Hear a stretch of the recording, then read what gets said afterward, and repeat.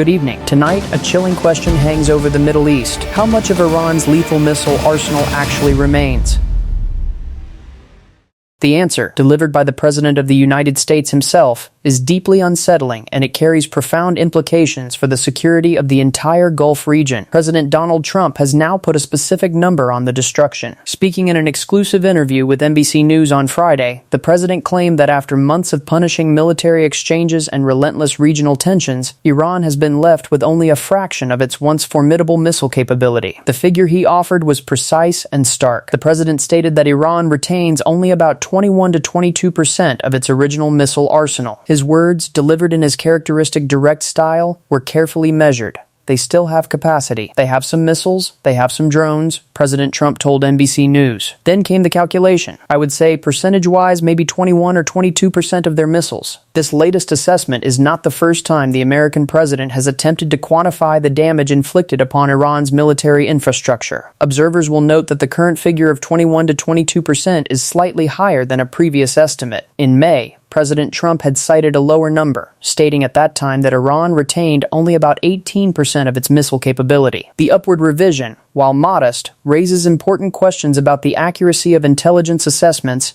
and the true state of Iran's remaining military power. Despite the adjustment, the core message from the White House has remained consistent and unambiguous. The president has repeatedly and forcefully maintained that Iran's military infrastructure has suffered extensive and debilitating damage over the course of the conflict. The assertion is that the Islamic Republic's ability to project power and threaten its neighbors has been dramatically and perhaps irreversibly diminished. Yet, even as the president offers these stark percentages from Washington, events on the ground in the Gulf region are telling a different and far more complicated story. The gap between the assessment of a degraded Iranian military and the reality of ongoing hostilities could not be sharper. Tensions in the volatile waters of the Gulf remain at a boiling point, and the fragile ceasefire that was supposed to bring calm continues to be tested by new and alarming incidents. The question that now confronts policymakers and military planners is a deeply troubling one. If Iran's missile arsenal has truly been reduced to just over a fifth of its original strength, why does the threat from Tehran still feel so immediate and so dangerous? The answer came, in dramatic fashion, from the Iranians themselves on Friday. In a move that seemed almost perfectly timed to undercut the president's narrative, Iran's military made a startling claim of its own. Tehran announced that its forces had fired what it officially described as warning missiles directly toward two United States destroyers that were operating in the strategic waters of the Gulf of Oman. The announcement was a clear and deliberate provocation, a signal that despite whatever damage its arsenal may have sustained, Iran remains both willing and able to project force against American naval assets in the region. The image of Iranian missiles streaking across the sky toward American warships is precisely the kind of escalation that keeps diplomats and military commanders awake at night. The United States military was quick to respond to the Iranian claim, and it did so with unmistakable skepticism. American officials dismissed the Iranian assertion, though the specific details of the denial were not elaborated in the immediate aftermath. The conflicting narratives, Iran claiming a provocative show of force and Washington downplaying it, have become a familiar feature of this long and grinding conflict. Each side seeks to control the story, to project strength while undermining the credibility of its adversary. Adding further weight to the gravity of the moment, the nation of Kuwait made a stunning announcement earlier this week. Kuwaiti officials confirmed that their air defense systems had been forced to intercept a staggering 30 ballistic missiles. The Kuwaiti government did not mince words in its condemnation, describing the launches as part of what it officially termed heinous Iranian aggression.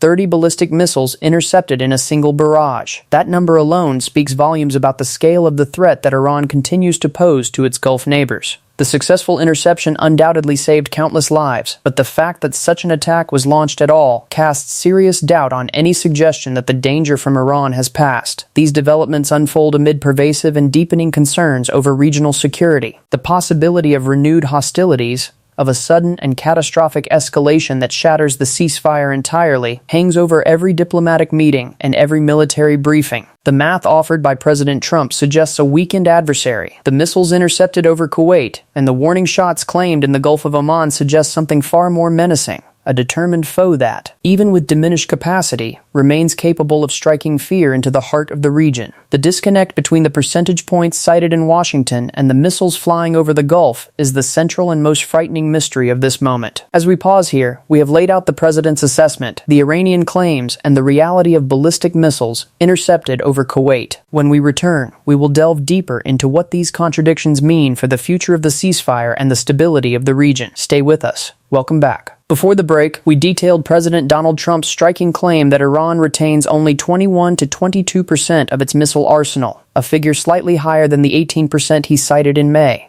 We also outlined the conflicting reality on the ground. Iran's claim of firing warning missiles toward 2 U.S. destroyers in the Gulf of Oman, a claim the United States military swiftly dismissed, and Kuwait's stunning announcement that it intercepted 30 ballistic missiles in what it called heinous Iranian aggression. We now examine the broader implications of these contradictory signals, and what they mean for the fragile ceasefire and regional stability. The central puzzle confronting analysts and military officials is both simple and deeply troubling. If President Trump's assessment is accurate, if Iran's missile capability has indeed been reduced to just over 1/5 of its pre-war strength, then the Islamic Republic's continued willingness to launch provocative attacks is either an act of desperation or a calculated gamble of extraordinary risk. Either interpretation carries dangerous consequences. A desperate adversary with nothing left to lose may be the most dangerous adversary of all. Alternatively, if Iran is operating from a position of greater strength than the president's numbers suggest, then the intelligence underpinning American policy may contain significant gaps. The truth, as is so often the case in the fog of conflict, remains frustratingly elusive. What is not in dispute is that the United States has invested enormous military resources in degrading Iran's capabilities. The president has repeatedly and consistently maintained that Iran's military infrastructure has suffered extensive damage. The missile strikes, the aerial bombardments, and the systematic targeting of launch sites and production facilities have all been aimed at achieving precisely the kind of reduction that President Trump now claims has been accomplished. The question is whether that degradation has translated into a genuine reduction in the threat faced by American forces and America's allies in the region.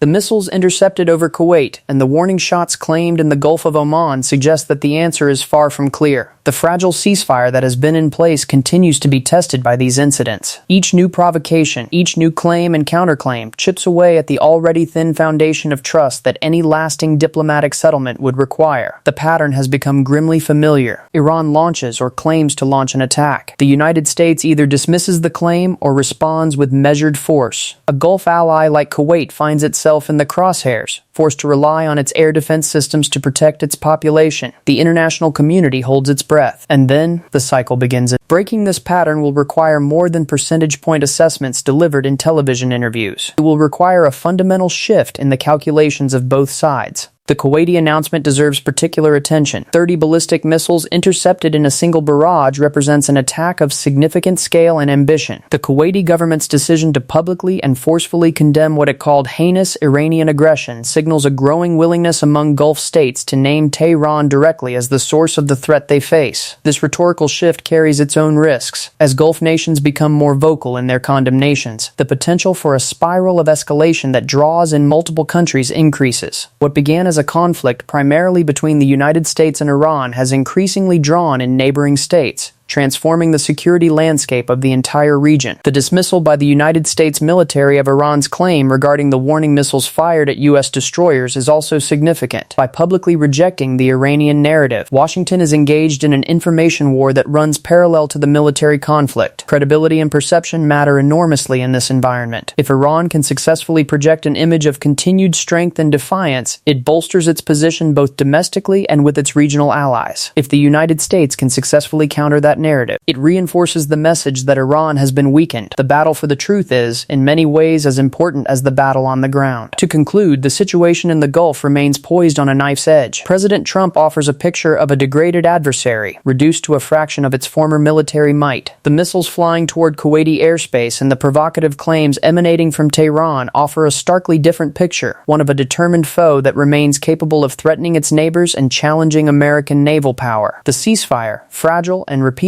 violated, hangs in the balance. The coming days will reveal whether the percentage points cited in Washington or the missiles intercepted over the Gulf provide the more accurate measure of the true state of this conflict. That is the latest on this developing story. From all of us in the newsroom, good evening. That concludes our coverage of the escalating tensions in the Gulf. To summarize, President Donald Trump has claimed Iran retains only 21 to 22% of its missile arsenal, a slight revision from the 18% figure he cited in May. Yet the reality on the ground tells a more complicated story. Iran claims it fired warning missiles toward 2 U.S. destroyers in the Gulf of Oman, an assertion the U.S. military has dismissed. Meanwhile, Kuwait announced it intercepted 30 ballistic missiles, condemning what it called heinous Iranian aggression. The fragile ceasefire remains under immense strain, and the possibility of renewed hostilities continues to hang over the region. We will remain on top of this developing story and bring you any further updates as they emerge. From all of us here in the newsroom, good evening.